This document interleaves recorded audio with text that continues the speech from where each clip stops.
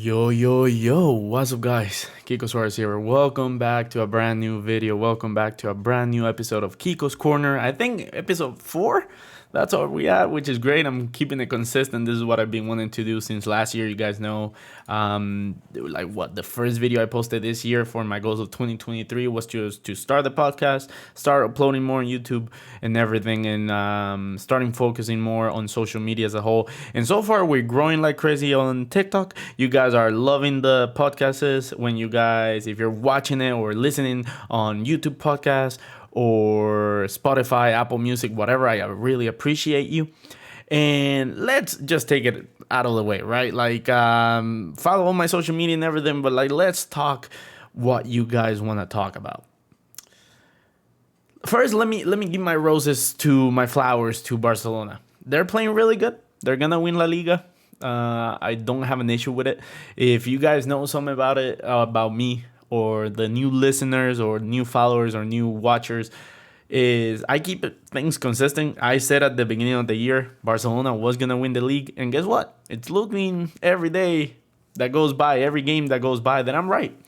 I said that our team wasn't deep enough. I said that we have a curse in La Liga that we usually never win back-to-back. I feel like in the recent years, we very few times go back-to-back in the league competition. It's easier to win the Champions League for us than it is to win the La Liga. It speaks volumes of the quality that you have to keep La Liga year round or season round rather than the Champions League and the Copa del Rey, because we struggle with Copa del Rey all the time. But Barcelona this season, bro, Xavi, I'll give you my flowers. You have our number this season. We beat you the first time because who counts friendlies? Honestly, whenever people tell me oh, Xavi has beat them 5 out of 6, I'm like, okay, one was a friendly. Subs were the whole team was substituted at halftime. Let's not get out of proportion. If not, Atletico has the biggest win in a derby, in a Madrid derby, but it happened in Boston or something. So it's not like it really counts. But ever since that 3-1, Xavi, bro, you got it. You guys got it. I'm not going to pretend. I'm not going to make excuses. I'm not unrealistic. I'm not deluded. Barcelona has not played well or has not played better than us every single game, but they're doing exactly what I said last season, and I criticized Xavi for it a lot, and he's doing what I said that he should stop thinking about, and that was stop caring if you play well or not and just freaking win. And guess what?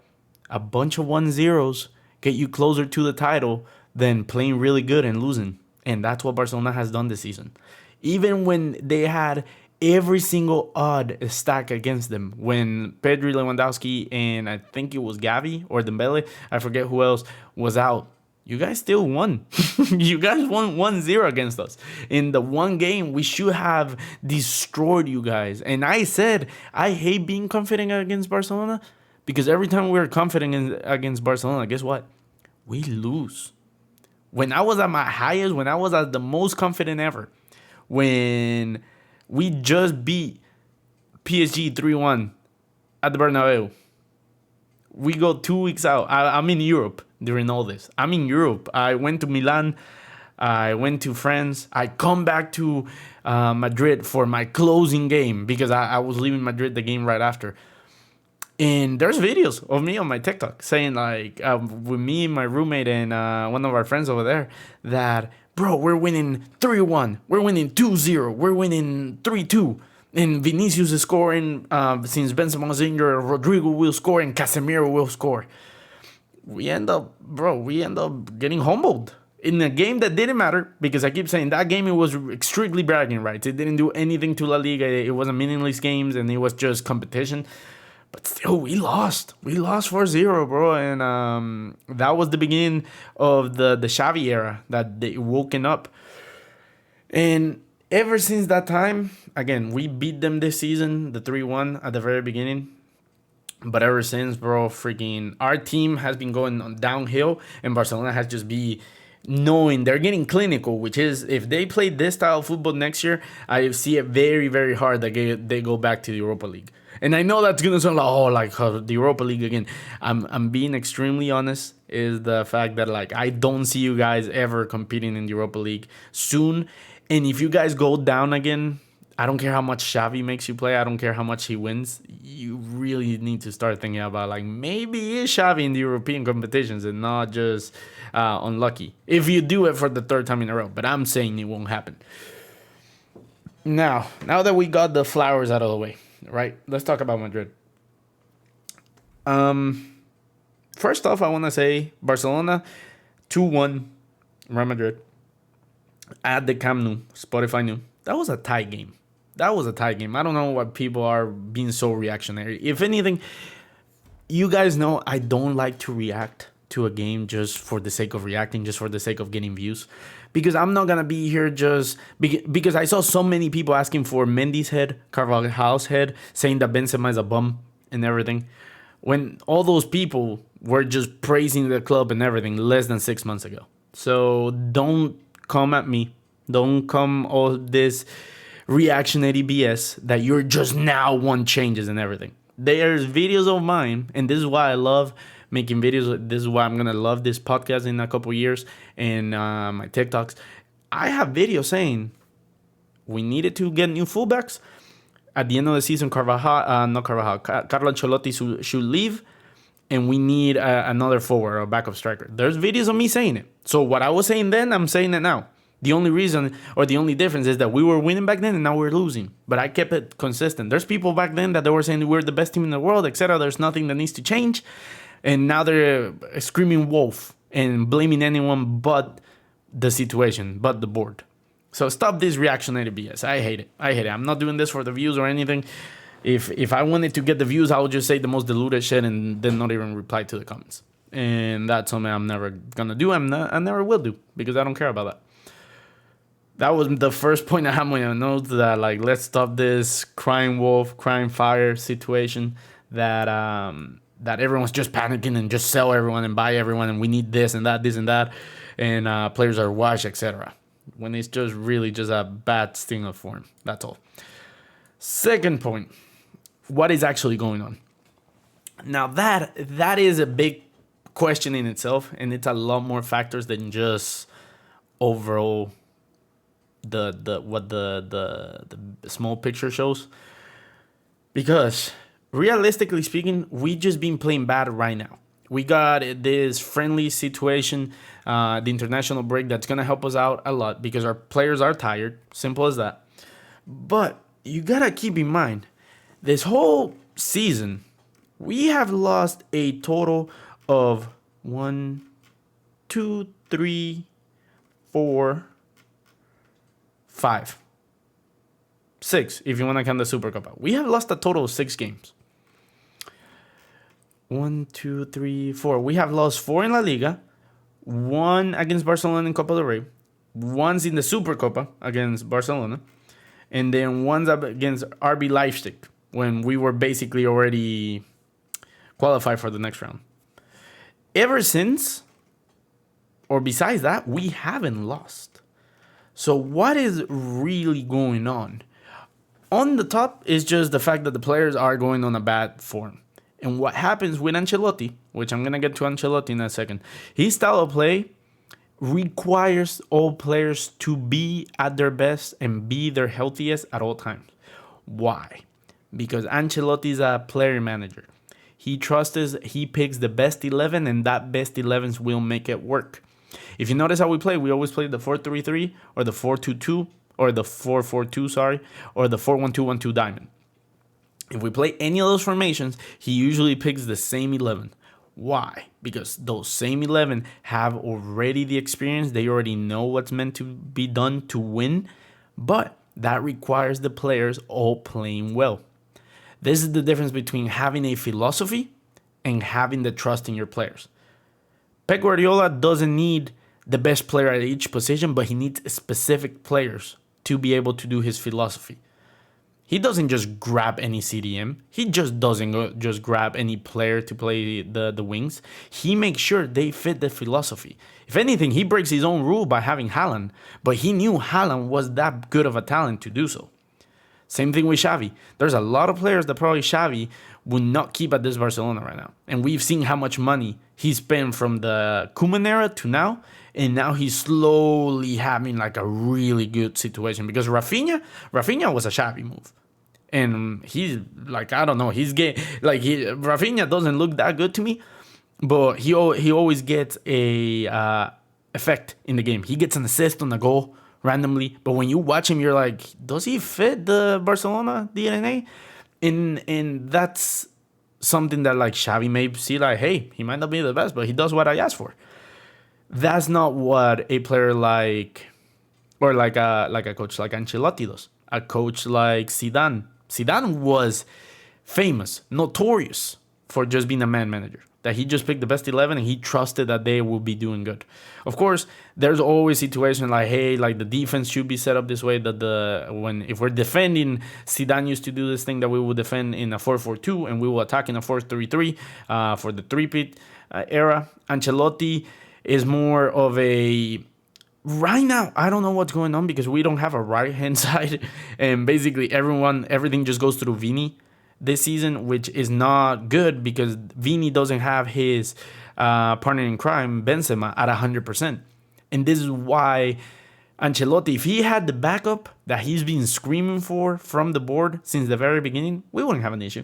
We legitimately wouldn't have any issues if we were able to spend all the money that we want or Ancelotti needs, because he's been screaming from our right wing since last season. We're playing Valverde, which Valverde at the beginning of the season was one of the best players in the world. And he was playing at a position that he doesn't play. And after the World Cup, he's still one of the best players in the world, but he's no longer the best player because there was a point that every Madrid fan was like, he's the guy. Like, bro, like Valverde was playing at a level that I was like, holy. Like, he was so important. But then after the World Cup, pretty much every player went down, which I was expecting because having a tournament like the World Cup in the middle of the season was only gonna hurt the players that went to it and came back and that were crucial for their clubs. But if we are honest, the board, yes, we saw Casemiro and got Tchouaméni. Fantastic. Let me bring up the transfers right here. The current transfers right now, this season, we let go Casemiro, Borja Mayoral, who will be fantastic right now, if I'm honest. We let go Kubo, Miguel Gutierrez, who I don't understand why we let go. We let go Luka Jovic, who's playing fantastic in Fiorentina right now. Isco, who basically is a retiring player. Marcelo, who's now in Brazil. Gareth Bale, who we let go and now he's retired. Rainier to Girona for what it looks like on a loan, which Rainier will probably be doing the job right now. And we only got Tchouaméni, Rudiger on a free, Alvaro Odriozola, who returned from a loan and we don't play him. I don't know why. Then that is it. That is it. Those are the only 5 players. Because Antonio Blanco, I'm pretty sure he left.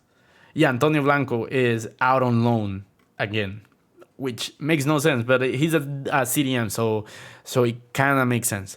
But out of the big picture, the team from last season and this season, we lost Casemiro. We lost Miguel Gutierrez because Miguel Gutierrez was helping on the left-hand side on the left-back position. And we got Tchouaméni and Rudiger. Rudiger on a free, by the way. So we only used the money that we got for Casemiro, and we bought Tchouaméni, which is a great thing.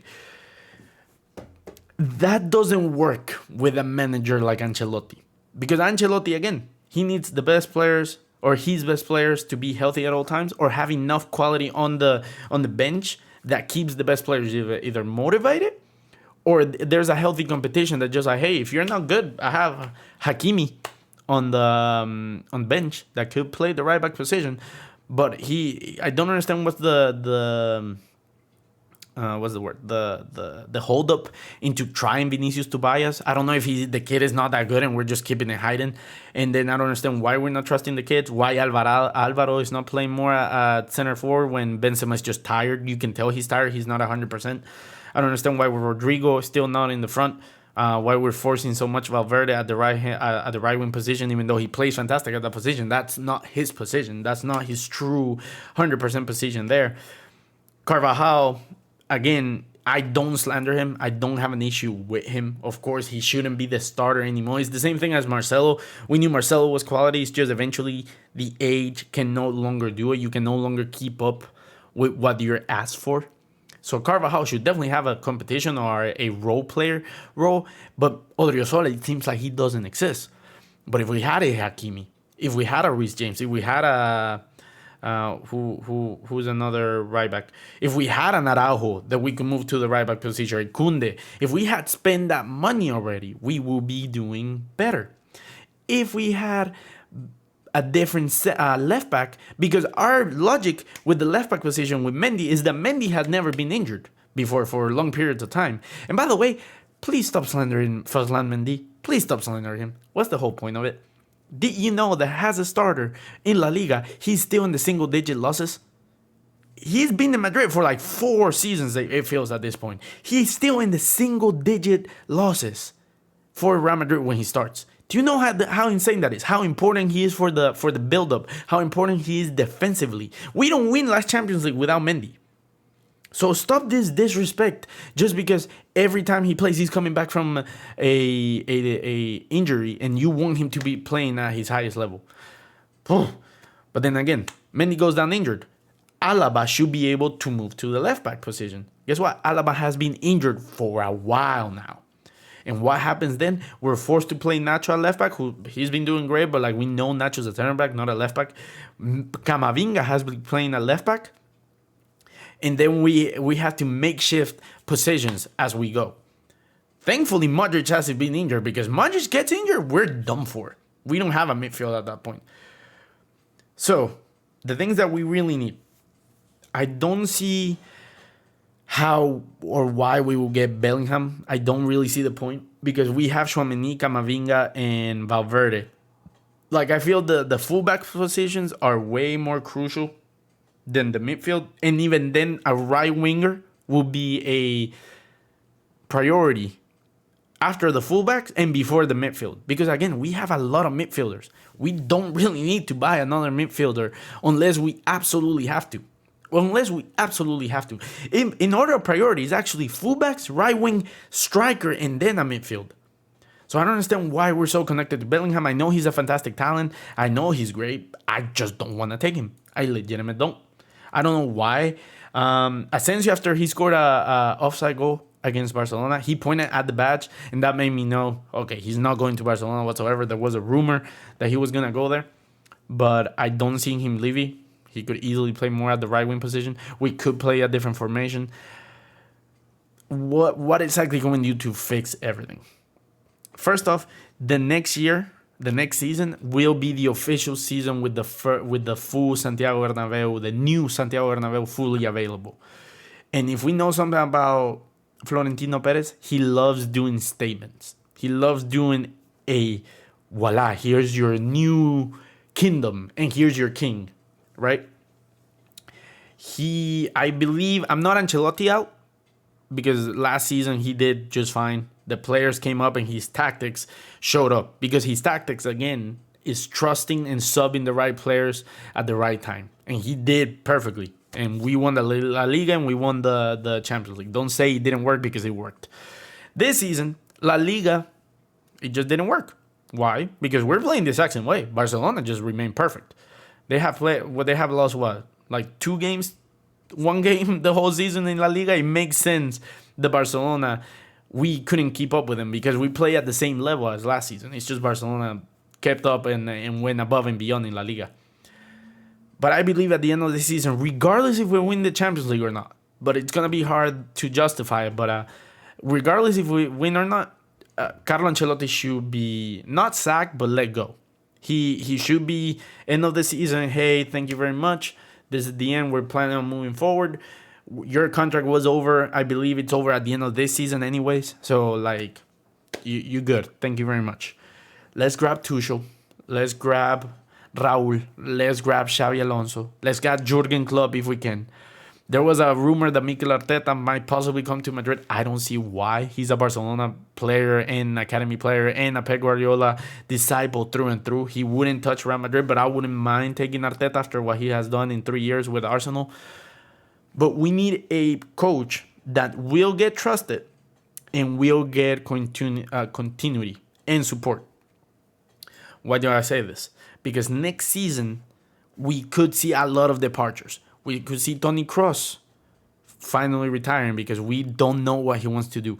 We could look at Modric either renewing or taking a contract at Al Nassr, because there's a rumor that they're offering him a lot of money, but there's also a rumor that he wants to stay at Real Madrid. So whichever one he wants, he can do it because he has the right to do so. Kroos might retire, Modric might leave, might stay, whichever way he wants to do it. Benzema could leave, which is a crazy thing to say, but the man is going to be 37, I believe. That means he could, if he gets the chance to a big final bag, he will take it.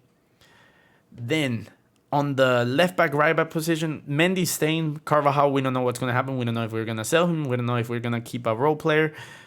We don't know what other bench players are going to go. Like maybe one of our academy players, like Antonio Blanco, Miguel Gutierrez, they just leave. Maybe we sell them. What I want to happen, and of course this is very outlandish and very out there. For the right back position, give me a Reece James type of right back. It doesn't have to be Reece James. I don't think we can get Reece James.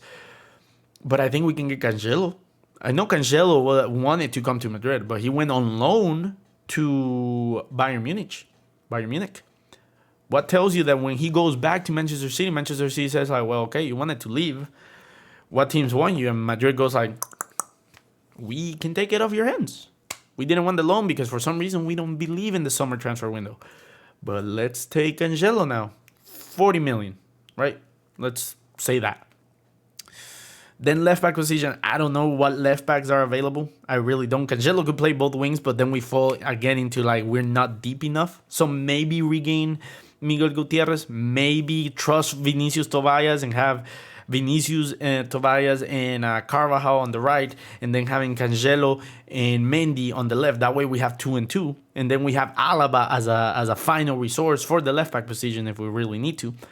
There's a rumor that we want to get Vardiol, the center back from RB Leipzig in Croatia. I personally don't rate him that much. If we can get him for 40 million, I'd take it. But like anything above that, I feel like it's gonna be a overpay. But again, we need another center back because Militao is doing great. Rudiger is great. We have Nacho. We have Alaba. But we don't know if one of those players might go down a level. And if there's an injury, again, we are done for. But Guardiola is just really a possibility. He's just a fantastic player that might be available. So why not? But then again, if it's at the right price. Then on the midfield. If we want to get Bellingham, sure, as a Galactico, I could see Florentino Perez do that. But at the same time, again, I want to focus first on the fullbacks, then the right wing position, which we have, pick Gnabry, Cavradona, Mbappe, freaking who else? Leroy Sané. And I think Salah supposedly wants to come to Madrid, and he wouldn't be, and Liverpool wouldn't oppose to the idea of us getting him. Salah for 2 last years, I would take him. Of course, he's a Galactico signing, and we might just keep him for 2 to 3 years, but he will be just fine. He will be just fine, and he will get his revenge by playing with us. If you cannot beat them, join them. And I will take Salah. I will take Salah so fast. But then I would rather have Cavradona. I would rather have Mbappe, obviously. I would rather have Gnabry, Leroy Sané, any of those players. But Mohamed Salah, I wouldn't say no. Then for the striker position, Osimhen, Haaland, if there's an issue at Manchester City with the whole investigation that's going on. Harry Kane supposedly has a style. Of course, we can pretend that all these players are really willy-nilly and we could take any of them. We don't know who our coach is going to be. If Ancelotti is going to be the next manager next season, let's say for some reason Florentino Perez wants to trust him one more season with backups, then give me Bellingham, then give me Mbappe, give me Osimhen, give me Harry Kane, give me all the possible players that we can, because we will need a whole rehaul in a very deep team if Ancelotti is still the manager. If we get another manager like Tuchel, he will still need support, but he wouldn't need to spend big money to like do it. He will be fine just getting multiple players and having a depth, having a deep roster that he could use. Midfield, again, I'm fine with what we have. We have Ceballos, we have Camavinga, we have Tchouaméni, we have Alvaro, not Alvaro, we have Federico Valverde, we have who else am I missing? Somebody. I feel like I'm missing somebody. Let me see. For the midfield, Lucas Vázquez is still there for the right back position. I forget. Lucas Vázquez, if it wasn't because he gets injured or something, or like he's a makeshift right back because he's a right winger at heart, but he can do the job. But then for the midfield position, Tchouaméni, Federico Valverde, Eduardo Camavinga, Kroos might retire, Modric might retire. We have Ceballos. And then Marco Asensio can play in the middle, but he's more of an attacker. So we already have 4 definitely midfielders. So if we want to focus on the right wing position, get another midfielder that is enough quality to start but not to disrupt the ecosystem. If you want to get Bellingham, get Bellingham. I don't want him. I will take... I don't know who is available at the moment because we just need players. We just need depth. Bro, freaking like I'm drawing a blank right now because I don't know what players in as a center midfield would take. But like for example, if Pedri was to be available, take him because he's a player that we can easily funnel into our midfield. Of course, that's not gonna happen. Barcelona players don't get all crying and everything that he's never gonna leave. It's just the first player that came to my mind. But like someone like Kevin De Bruyne wouldn't, because that's a very marquee sign up. Bernardo Silva, for example. Bernardo Silva doesn't need to start, but doesn't need to be a bench player. He could be one of those. Ruben Neves will be fantastic. I don't really know any off on top of my head, but you know what I mean. We will require one more midfielder at that point just to make sure that we have the depth. But then after that, forwards, Hazard, get out of my club. I don't care. I still feel bad for you just because you got injured too many times and you were never able to show your true talent. But bro, you're making way too much money. You're taking too much of our wages. And you're one of the main reasons why we are not able to buy new players, to buy those big marquee signups, because you already taking a lot of money. Marco Asensio, I don't get mad at him. It may be under a different manager. He might blossom, so he can stay. Karim Benzema, again, I don't know if he's going to be here next season. I don't know what his plans are. And also muscular wise, he seems like he's getting to that age that like he needs to have more rest. So if we get a backup, we'll be just fine. And he might stay. Time will tell. Mariano Diaz, get out of my club. You're just cashing in a paycheck every week. Rodrigo, stay. Vinicius, stay. Give me Mbappe. Give me Cavaradona. Give me Osimhen. Give me Kane. Give me anyone. Now, final thing to mention, because this is already a 28-minute podcast. That's crazy. Is it really bad, or are the fans making it bad? And this is a conversation for the Madridistas now. Even, I don't know if you are not a Madridista listening to this. If you make it this far, you either just like my content, or you're truly a Madridista just screaming at me. Stop. What am I trying to say here? What is the best way of saying it? Stop thinking that we're in a crisis just because Barcelona is beating us. There were 3 years that Barcelona couldn't beat us. 3 years in a row. And they randomly finally catch some form. Xavi is a good manager. They buy a lot of new players that Xavi asked for. We beat them 3-1 this season. It's not like we didn't beat them in 2 years. We beat them 3-1 this season. They beat us, 3-1 on the Supercopa. They beat us 1-0 in the first game of the Copa del Rey. And now they just beat us 2-1. 1-0, we should have won. or we should have at least got the tie. But they didn't play better than us. The 2-1, they played better than us, but we had our chances. It's just we couldn't finish. And that's usually how a Clásico goes, because that's how Barcelona likes to play. They like to keep the ball, and we like to play the counter. And they're going to play to us missing, and we're going to play to them not capitalizing on the chances they're going to have. The 3-1 is the only game that they really had our number, that we couldn't do anything. Legitimately. That's the only game that I could say, okay, I see why people are freaking out. I could see it. But, bro, we have lost by 1 goal in 2 out of the three games against Barcelona. So stop freaking out. Stop blaming Ancelotti. Stop asking for everyone's head just because we only lose against Barcelona. I know they're our biggest rivals. I know it sucks to play against them or lose against them because guess what? When we lose against them, we got to deal with their fans just like they had to deal with us. But again, I know I don't speak for everyone. But dude, stop being reactionary. Like honestly, dude. 3 games and you guys are freaking out?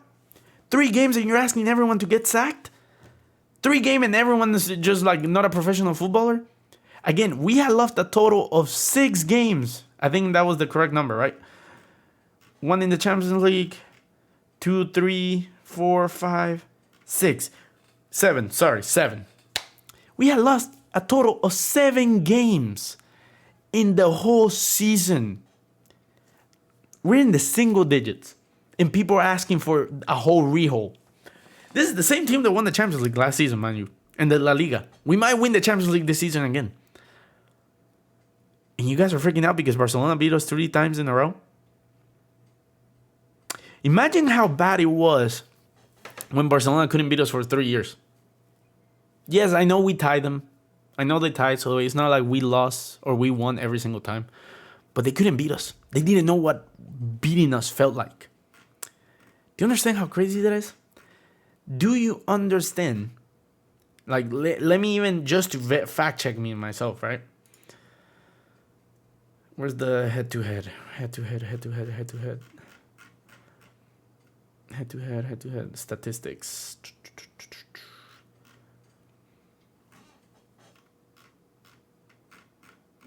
Just to fact check me myself, let me go to FUTMob.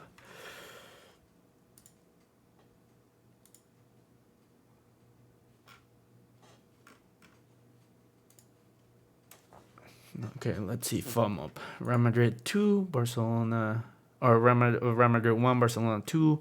If we go to the head-to-head, right, the last games.